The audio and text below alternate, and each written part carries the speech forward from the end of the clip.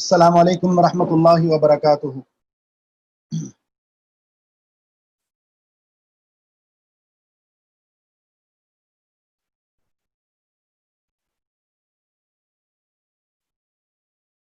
الحمد للہ والصلاۃ والسلام علی من لا نبی بعدہ۔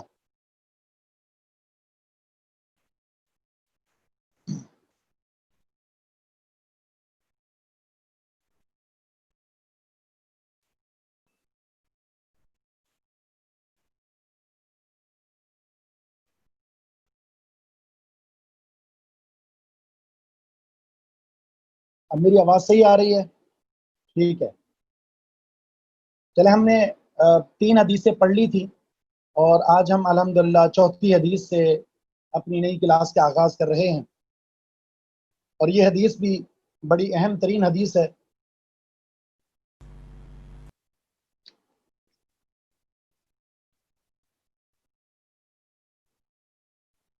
یہ حدیث ابو ہریرہ رضی اللہ تعالیٰ عنہ سے مروی ہے۔ ابو ہریرہ رضی اللہ تعالیٰ عنہ کا تعارف مختصراً آپ سماعت کر چکے ہیں۔ فرماتے ہیں رسول اللہ صلی اللہ علیہ وسلم کا فرمان ہے، بلکہ 4 حدیثیں ہم پڑھ چکے تھے، 5ویں حدیث ہے ابو ہریرہ رضی اللہ عنہ سے، لا یبولن احدکم فی الماء الدائم الذی لا یجری ثم یغتسل فی، ولمسلم لا یغتسل احدکم فی الماء الدائم وہو جنوب۔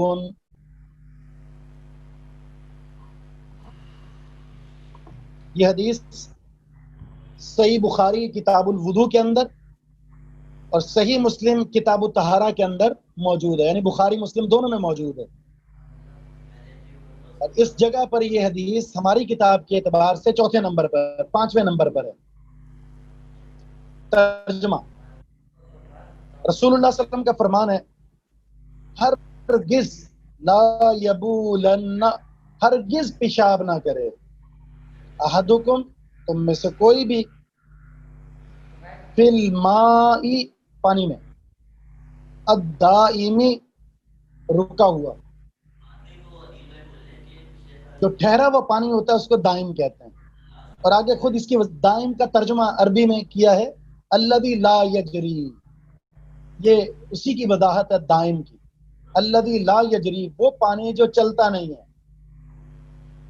تو لا یبولن، ہرگز پیشاب نہ کرے، احدکم، تم میں سے کوئی بھی، فی الماء الدائمی، رکے ہوئے پانی میں، ٹھہرے ہوئے پانی میں، الذی لا یجری، جو چلتا نہیں ہے، ثم یغتسل فیہ، اب اس کی وجہ ہے یہ، ثم یغتسل فیہ، پھر وہ اس میں نہاتا ہے،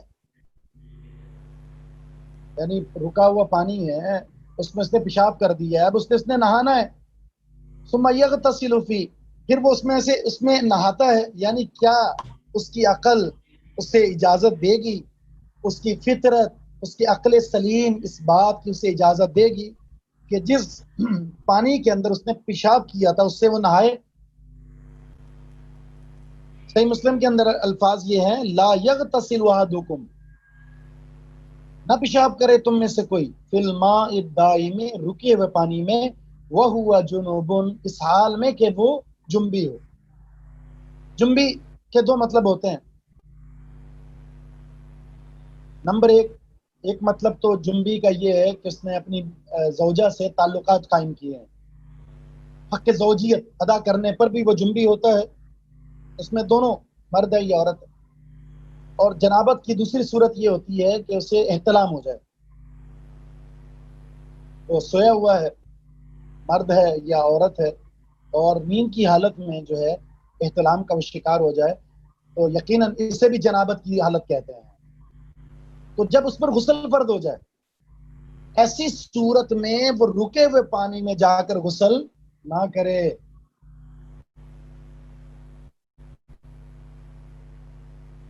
اب اس حدیث میں سبق کیا ملا ہے؟ ایک ہے سبق اور ایک ہے مسائل۔ اس حدیث کا مفہوم کیا ہوا؟ مفہوم یہ ہوا، جب انسان نے غسل کرنا ہے،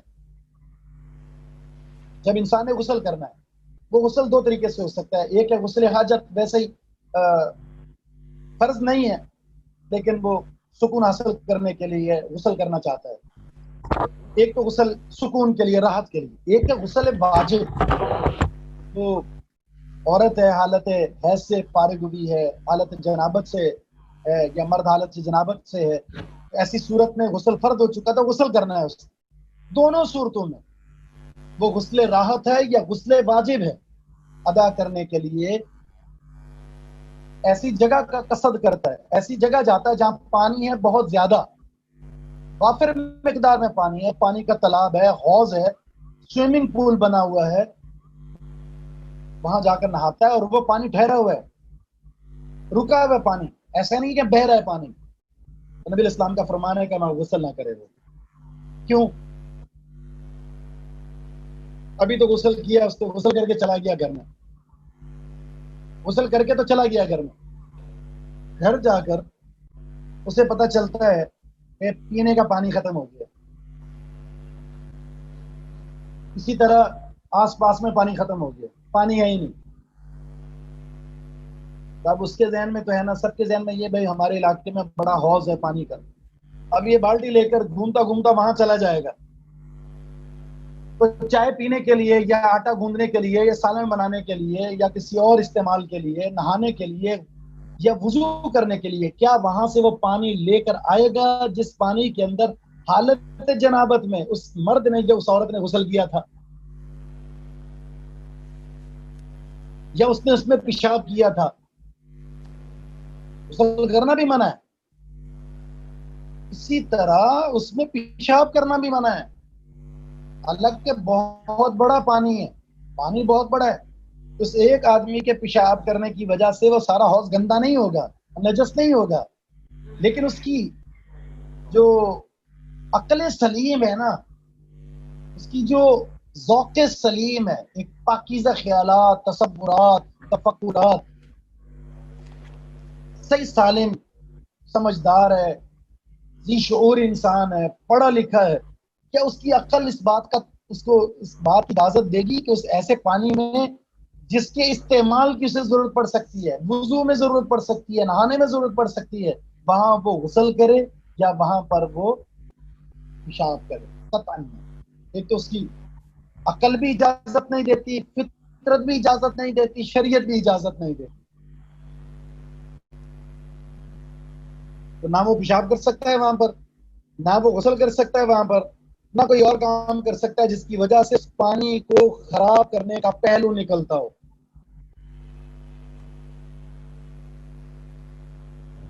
اگر آپ کو پیشاب کرنا ہے، پانی لے وہاں سے اور ایک سائڈ میں بیٹھ کر پیشاب کر،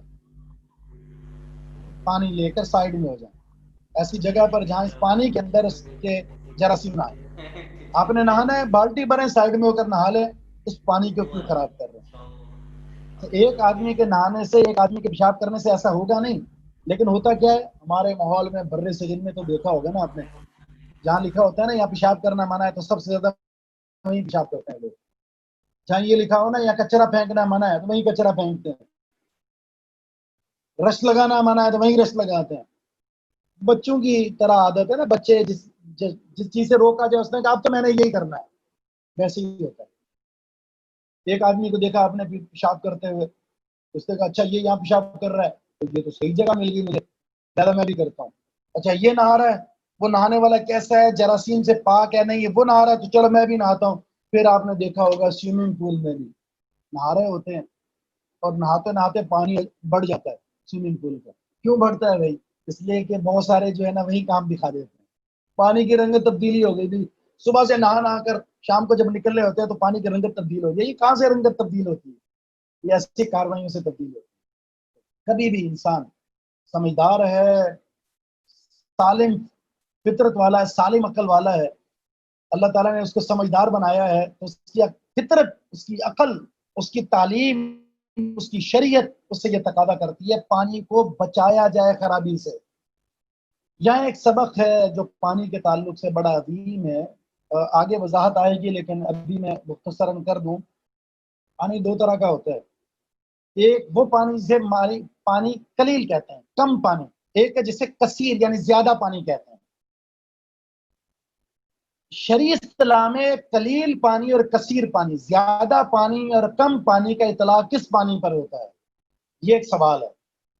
اس کا جواب یہ ہے، یہ حدیث میں ہی ہے، آگے آ رہی ہے حدیث. جب پانی کی مقدار 2 کلوں کے برابر ہو جائے، 2 کلے. عرب کا ایک قبیلہ تھا حجر قبیلہ، اس کے 2 مٹکے، نبی اسلام کا فرمان ہے، ان 2 مٹکوں کے برابر اگر پانی ہے تو پھر نجاست کے گرنے سے پانی نجس نہیں ہوگا. جانتے 2 کلے، 2 بڑے مٹکے، ان میں پانی آتا تھا 5 من 27 کلو. جب اس کا وزن کیا گیا تو اس میں پانی کا وزن بنتا ہے 5 من 27 کلو، یعنی 227 kg. 227 kg یہ بنتا ہے پانی. یہ مائع کثیر ہے، زیادہ پانی. اچھا اس کا حکم اور ہے. اچھا جو پانی اس سے کم ہوگا نا اس کا حکم اور ہے. حکم کیا ہے؟ اگر پانی 227 kg سے کم ہے، جیسے ہمارے وہ بنے ہوئے ہوتے ہیں، ٹینک بنے ہوئے ہوتے ہیں، اگر اس میں پانی اتنا ہے 227 kg سے کم پانی ہے تو اس میں نجاست تھوڑی سی بھی گر گئی نا پانی نجس ہو جائے گا. بچے نے پیشاب کر دیا، اس میں چوہا گر گیا ہے، اس میں بلی مر گئی ہے، اس میں کتا گر گیا ہے، پانی نجس.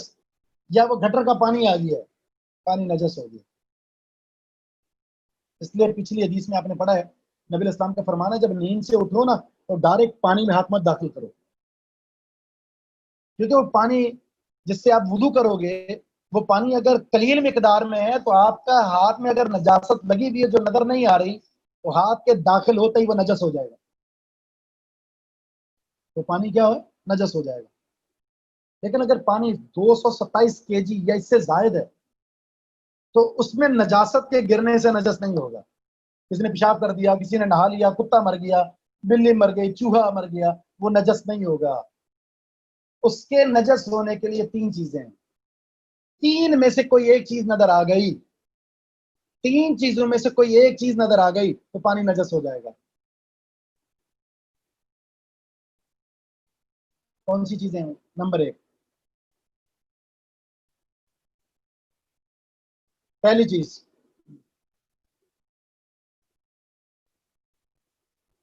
رنگت تبدیل ہو جائے.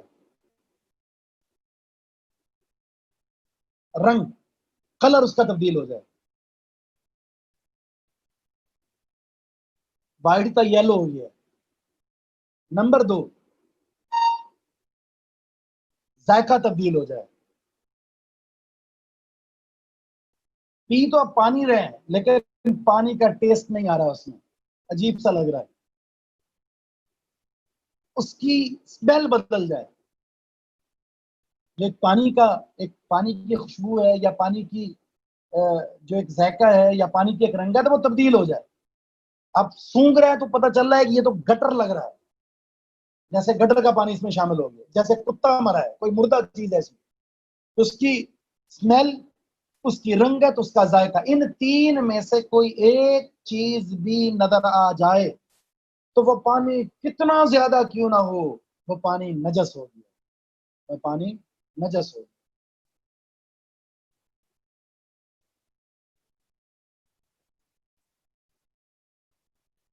ٹھیک ہے جی. اس پانی کا کیا حکم ہے؟ وہ نجس ہے. تو اس لیے اللہ کے رسول صلی اللہ علیہ وسلم نے یہاں کیا فرمایا؟ بھئی رکا ہوا پانی آپ نے پیشاب نہیں کرنا، رکا ہوا پانی آپ نے غسل نہیں کرنا. کیوں؟ پانی اگر قلیل ہے تو وہ نجس ہو گیا، اور اگر وہ کثیر ہے تو آپ نے اگر نہایا ہے بار بار یہ عمل کریں گے، زیادہ لوگ کریں گے، بالآخر اس کا ذائقہ تبدیل ہوگا، اس کی رنگت تبدیل ہوگی، اس میں اندر ایک بو پیدا ہو جائے گی، نتیجتاً وہ نجس ہو گیا. اب اس حدیث کے مسائل لکھ لیں.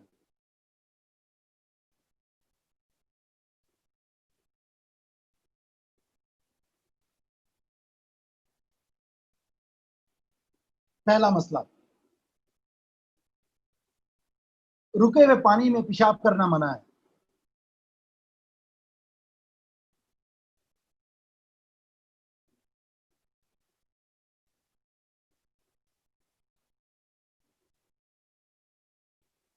دوسرا مسئلہ،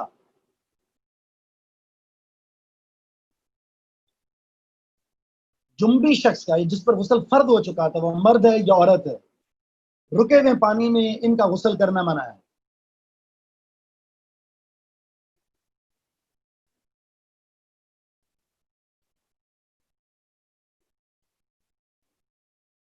نمبر 3،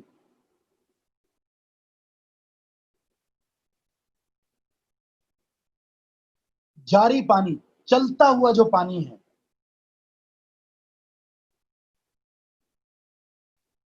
اس میں پیشاب کرنا یا جنبی کا غسل کرنا،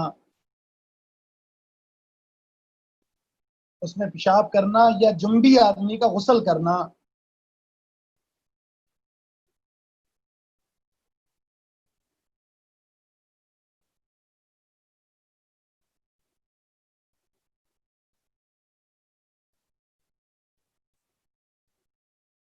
پاکیزگی اور نظافت کے خلاف ہے۔ اگرچہ بہتے ہوئے پانی میں پیشاب کرنے سے وہ پانی نجس نہیں ہوگا، بہتے ہوئے پانی میں پیشاب کرنے سے، غسل کرنے سے وہ نجس نہیں ہوگا، لیکن انسان کی پاکیزگی، اس کی طہارت، اس کی نظافت، اس کی فطرت سلیمہ، اس کی عقل سلیم یہ اس کی اجازت نہیں دیتی کہ وہ چلتے ہوئے پانی میں بھی پیشاب کرے۔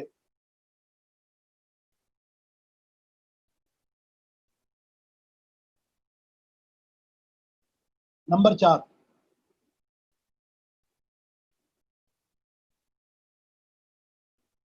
مسلمان کو ہر ایسے عمل سے اجتناب کرنا چاہیے، مسلمان کو ہر ایسے عمل سے اجتناب کرنا چاہیے جس سے دوسروں کو تکلیف ہو۔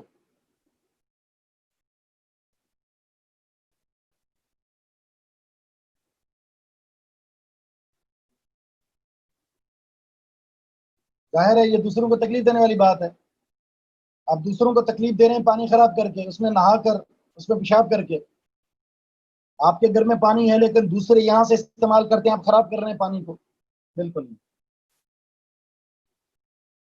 مسلمان ایسے دین کو ماننے والا ہے جس کی زندگی گزرتی ایسے ہے کہ دوسرے مسلمان اس کی زبان سے، اس کے کردار سے، اس کے وجود سے ہر قسم کے شر سے محفوظ ہوتے ہیں، ہر قسم کے شر سے۔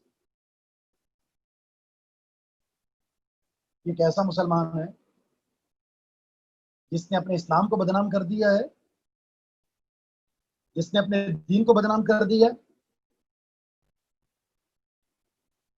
جس کے ہر کردار سے، جس کے ہر گفتار سے، اس کے قول و فعل سے، اس کی وجہ سے دنیا پریشان ہو گئی ہے۔ حالانکہ دنیا کو فخر ہونا چاہیے تھا اسلامی تہذیب اور اس تہذیب کے ماننے والے مسلمانوں پر، لیکن افسوس کہ ہم نے اس خوبصورت دین کو عزت نہیں بخشی۔ ہم اپنے کردار سے اسی دین کو جو سب سے عظیم، سب سے عرفہ دین ہے، اس کی بدنامی میں ایک سبب بن گیا ہے۔ ایسے انسان سے بڑھ کر بد نصیب اور احمق کوئی نہیں ہو سکتا جو اسلام کو فائدہ پہنچانا تو دور کی بات ہے، اس کے وجود سے، اس کے کردار سے اسلام کو نقصان پہنچ رہا ہو۔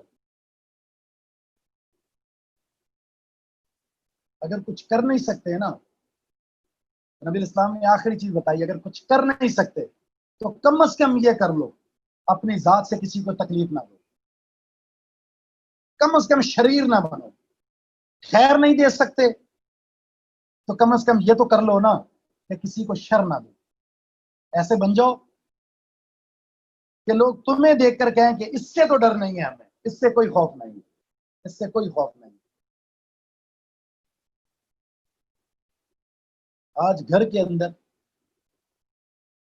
گھر اپنے اپنے خونی رشتہ دار ایک گھر کی چھت کے اندر، ایک گھر کی چھت میں کے نیچے وہ ایک دوسرے سے تکلیف میں ہیں۔ کجا ہم دوسروں کو امن دیں، سلامتی دیں، اپنے گھر کی چار دیواری کے اندر ایک دوسرے کو حسد کی وجہ سے کاٹنے پر تلے ہوئے ہیں، ایک دوسرے کے تعلقات کو خراب کرنے کی سازشیں، جال بنے جا رہے ہیں، ختم کرنے کے جال بنے جا رہے ہیں،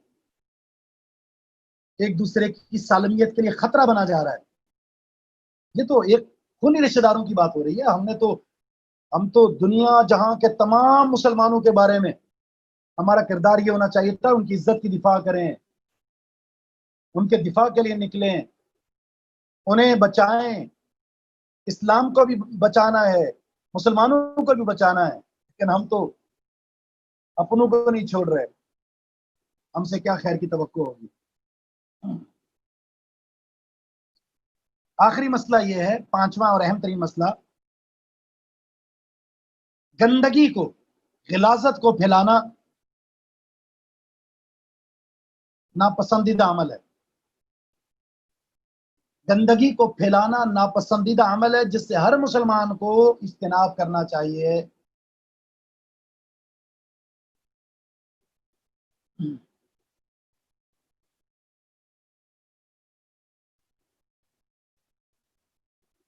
ٹھیک ہے، تو یہ 5 اہم ترین مسئلے ہیں، یہ نوٹ کر لیں۔ صرف نوٹ ہی نہیں کرنا بلکہ ہم اس لیے پڑھ رہے ہیں کہ ہم عمل کریں گے انشاءاللہ۔ ہر حدیث جو ہم پڑھ رہے ہیں انشاءاللہ اس نیت سے کہ اپنی ذات سے جہالت کر کے اس حدیث پر عمل پیرا ہوں گا۔ کسی بھی چیز کو محفوظ کرنے کا سب سے بہترین ذریعہ یہ ہوتا ہے کہ اس پر عمل کر لیا جائے۔ اگلی حدیث، اگلی حدیث کو پڑھنے سے پہلے 2 منٹ بریک کرنی ہوگی انشاءاللہ، میں شروع کرتا ہوں۔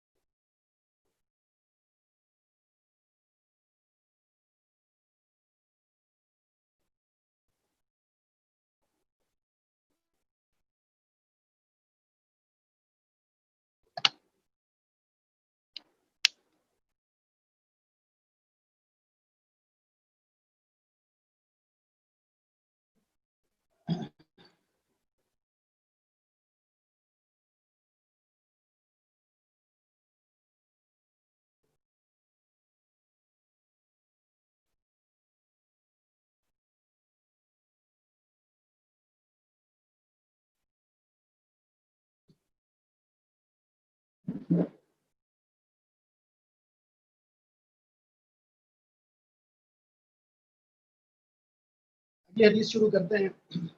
حدیث نمبر 6،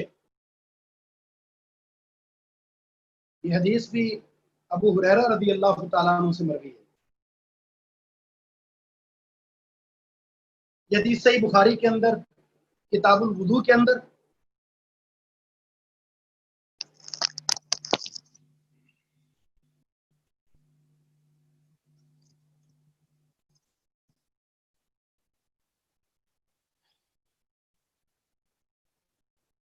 حدیث نمبر 6 ابو ہریرہ رضی اللہ تعالیٰ عنہ سے یہ حدیث مروی ہے، اور یہ صحیح بخاری کتاب الوضو کے اندر یہ حدیث موجود ہے، اور صحیح مسلم کتاب الطہارہ کے اندر یہ حدیث موجود ہے۔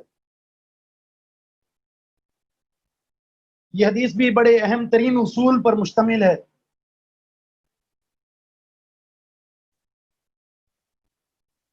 ابو ہریرہ رضی اللہ تعالیٰ عنہ فرماتے ہیں ان رسول اللہ صلی اللہ علیہ وسلم قال اذا شرب الكلب في اناء احدكم فليغسله 7 ولمسلم اولاهن بالتراب وله في حديث عبد الله بن مغفل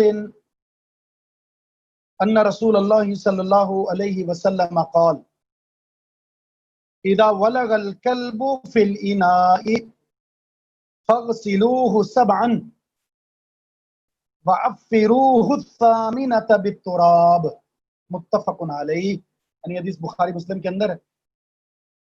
حدیث کیا ہے؟ ترجمہ اذا شربا، جب پی لے، اذا جب، شربا پی لے، الکلب کتا، کلب موٹے کاف کے ساتھ پڑھیں گے تو قلب دل کو کہتے ہیں، اور اس کاف کے ساتھ کلب کتے کو کہتے ہیں۔ جب کتا پی جائے، فی انائی، انا برتن کو کہتے ہیں، فی انائی احدکم، تم میں سے کسی ایک کے برتن سے،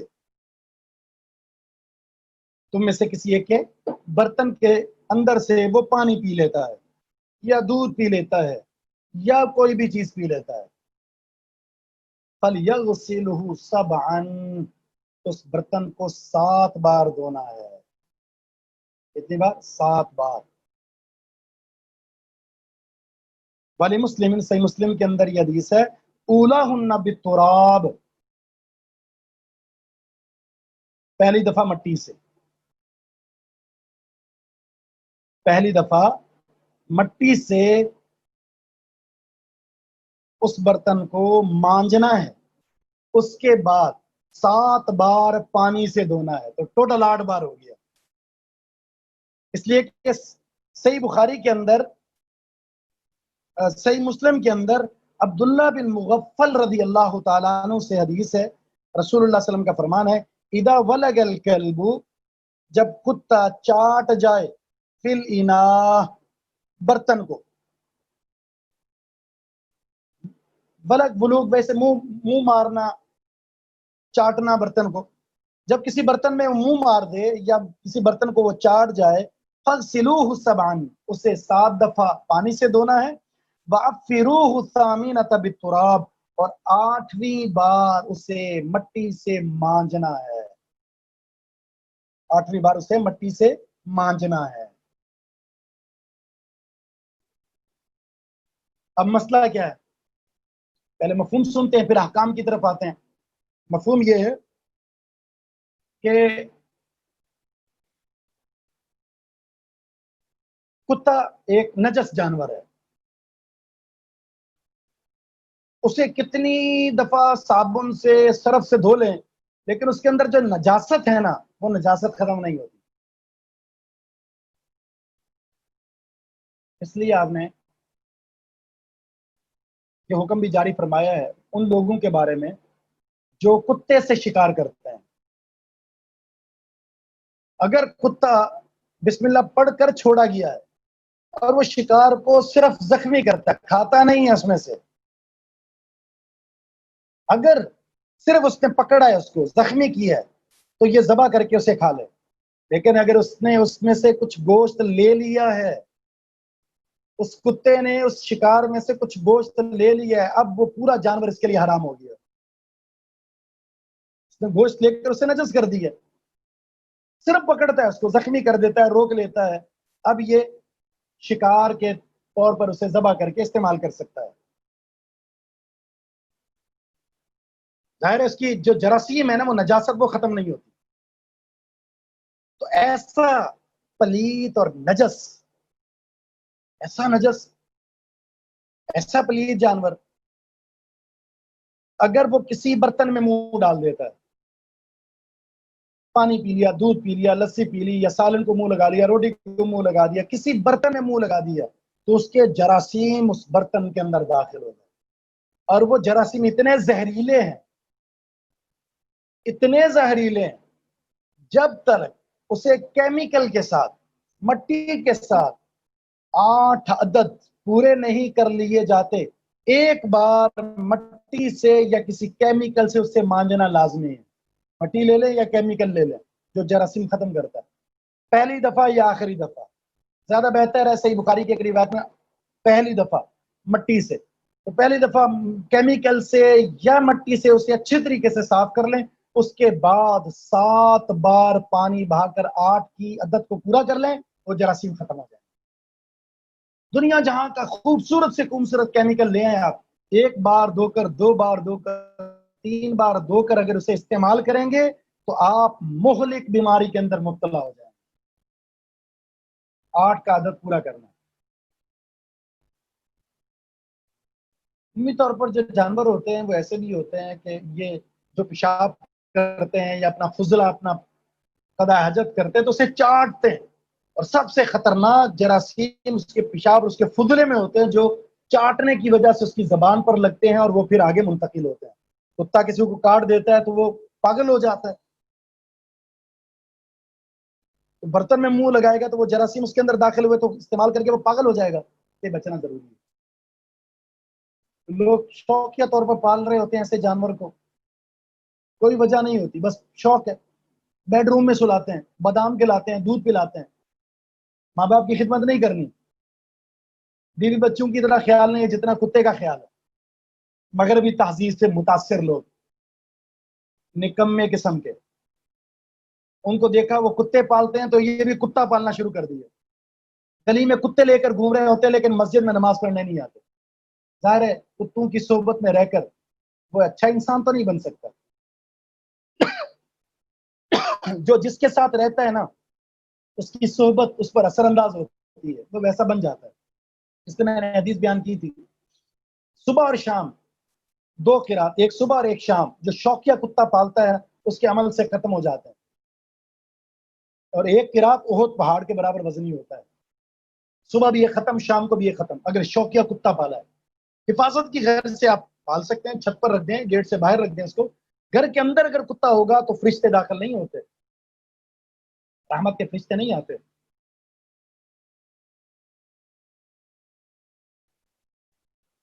ٹھیک ہے، یہ تو مسئلہ تھا جو آپ کے سامنے آ گیا۔ یہاں ایک اور بات واضح کر دوں میں، بلکہ مسائل کے اندر ہی آ جاتی ہے، تو مسائل لکھ لیں آپ۔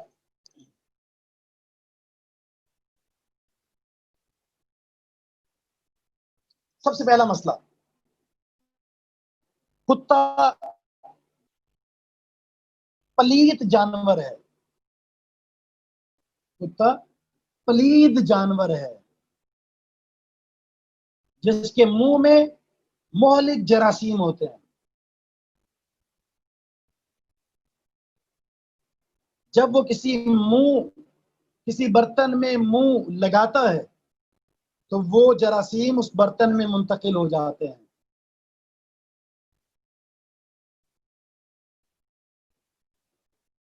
لہذا ایسے برتن کو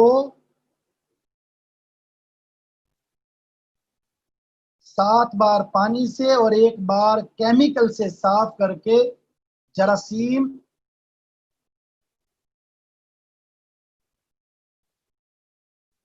پاک کر کے جراثیم سے اپنے آپ کو محفوظ رکھا جائے۔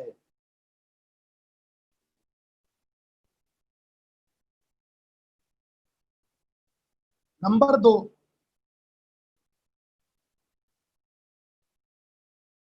اس برتن میں موجود ہر چیز کو ضائع کر دیا جائے، کیونکہ وہ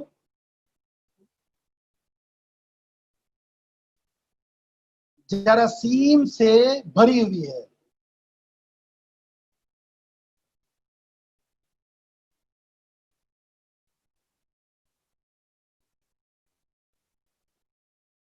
نمبر 3،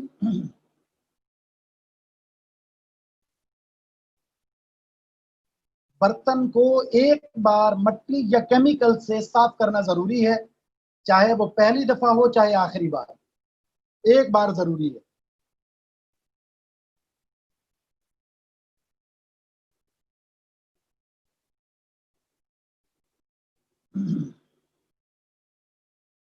इमाम अहमद बिन हम्बल फरमाते हैं मट्टी या मट्टी का मुतबादिल कोई भी केमिकल इस्तेमाल किया जा सकता है। मट्टी नहीं है तो कोई भी केमिकल इस्तेमाल कर सकते हैं। इमाम शाफी के नजदीक मट्टी ही को इस्तेमाल करना जरूरी है, पाक मट्टी को इस्तेमाल करना जरूरी है।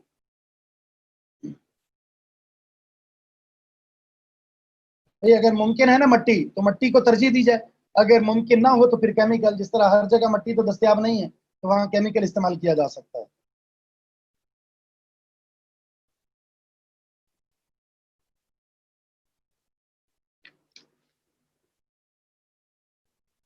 तो इससे क्या पता चला,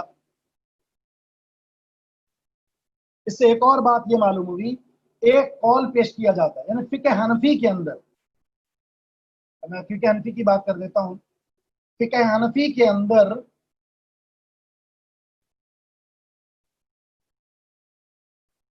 कुत्ते के चाट जाने के बाद उस बर्तन को 3 बार साफ करने से वो साफ हो जाएगा।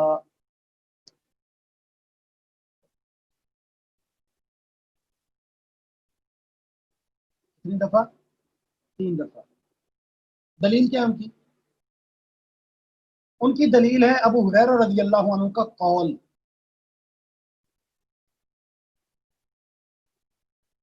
गालिबन ये कौल इब्न अबी शैबा के अंदर है, मुसन्नफ अब्दुल रज़ाक या मुसन्नफ इब्न अबी शैबा के अंदर मौजूद है, जिनमें 3 दफा ऐसे बर्तन को जिसमें कुत्ते ने मुंह लगाया है 3 दफा धोने का जिक्र है।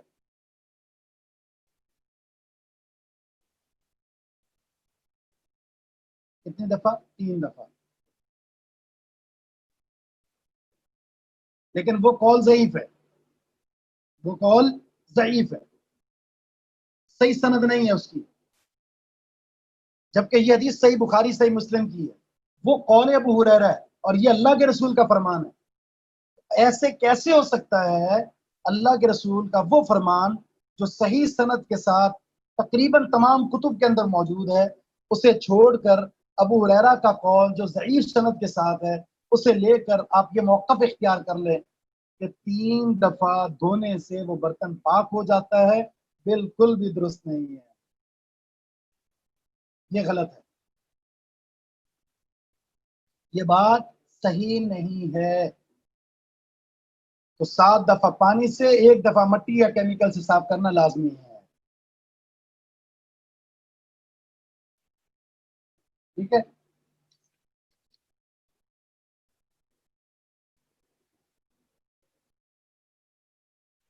अब तो मैदान तिब के अंदर भी, यानी अतिब्बा ने भी इस बात पर तहकीक करने के बाद नतीजा यही नाखस किया है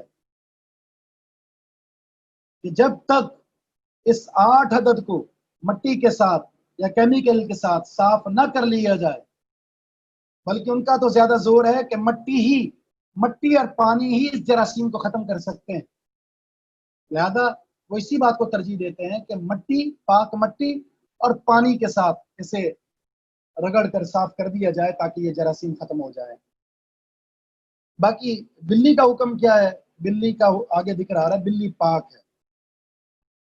हाँ, अगर वो बिल्ली गंदी चीजें खाती है, बाहर घूमती है और गंदी चीजें खाती है, तो उस गंदी चीजें खाने की वजह से तो वो नजासत जो मुंह में लगी है, अब अगर किसी बर्तन में मुंह डालती है तो जाहिर वो चीज नजस हो जाएगी। लेकिन अगर वो पालतू है, घर में पाक चीजें खाती है, घर के अंदर ही रहती है, नजस कोई चीज नहीं खाती, तो वो अगर दूध भी पी ले, लस्सी भी पी ले, पानी भी पी ले, तो आप उसे इस्तेमाल कर सकते हैं, वो नजस नहीं है, वो नजस नहीं है। बाकी हुक्म जाहिर है तमाम चीजों के ताल्लुक से यही है, जो भी चीजें जो भी चीजें नजस के हुक्म में है, नजासत रखती हैं, तो उनका हुक्म यही है जो कुत्ते का है, यानी उन्हें साफ किया जाएगा। अब रही बात, क्या अदद 8 अदद रखा जाएगा जो कुत्ते वाला है या इस अदद से कम में? تو ظاہر ہے سب سے زیادہ مہلک جراثیم کتے کے ہیں، اس لیے ان کا حکم یہ خاص ہے۔ باقی رہی بات اگر کوئی اور چیز ایسی ہے جو کتے کی طرح مہلک ہے، خطرناک ہے، جراثیم ہے اس کے اندر، تو حکم یکساں ہوگا، وگرنہ اسے صرف کیمیکل اور پانی سے صاف کر لیا جائے تو کفایت کر جائے گا۔ باقی ہمارے عورت ایک اور بات بھی ہے کہ کلمہ پڑھ کر پاک کیا جائے۔ تو کلمہ پڑھ کر کوئی چیز پاک نہیں ہوتی، کلمہ پڑھ کر کوئی مسلمان تو ہو سکتا ہے، کلمہ پڑھ کر کوئی چیز پاک نہیں ہوتی۔ پاک کرنے کے لیے ضروری ہے کہ وہ پاک ہو۔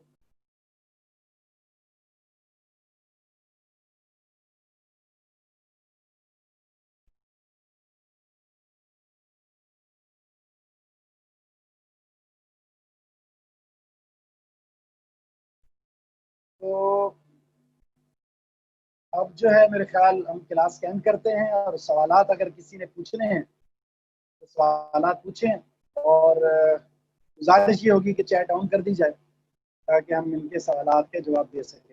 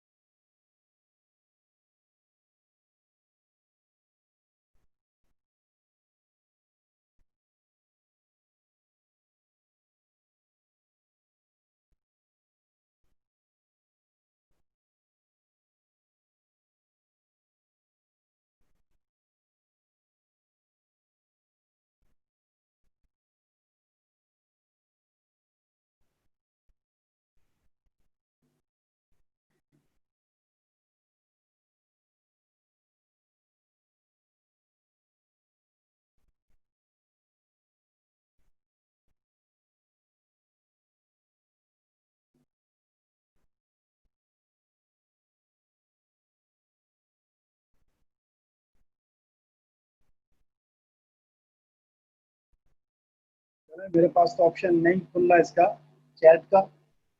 آج شاید بنا چیٹ ہی، بنا آپ کے سوالات لیے ہم کلاس آن آف کریں گے انشاءاللہ۔ آپ کے جو سوالات ہیں امید ہے کہ گروپ بن گیا ہوگا، اور نہیں بنا تو انشاءاللہ ہم کہتے ہیں ہم کو جلد بنا دیں۔ آپ کے جتنے بھی سوالات ہیں ان سوالات کو انشاءاللہ العزیز ہم نہیں